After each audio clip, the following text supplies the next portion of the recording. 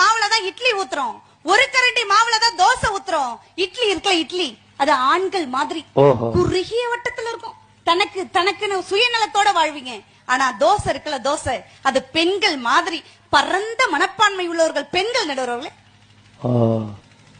ஆம்பளை மனசு இட்லி மாதிரி. அதாண்டா குத்தி குத்தி பாக்குற ஆளுக வெந்திருச்சான்னு.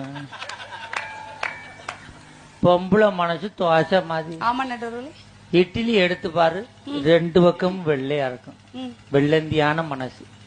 தோசை எடுத்து பாருங்க, ஒரு பக்கம் வெள்ளையா இருக்கும், ஒரு பக்கம் கருப்பா இருக்கும். அதுக்கு கேரக்டரை புரிஞ்சுக்கவே முடியாது. தோசை கடைசி வரைக்கும் ஒழுங்கா வராது, பிஞ்சுக்கிட்டே தான் போகும். கடைசியில செதுக்கி தயா எடுக்கணும். அப்படிலாம் சொல்லாதீங்க. இறைவன் பெண்களுக்கு ஞானத்தை வைத்தான் தெரியுமா? அப்ப ஆண்களுக்கு என்ன சாணத்தையா வைத்தான்? எங்க மங்கையராய் பிறப்பதற்கு மாதவம் பண்ணணும் தெரியுமா? அப்ப நாங்க ஆம்பளையா பிறக்கிறதுக்கு ஐயச்சதனமா பண்ணிட்டு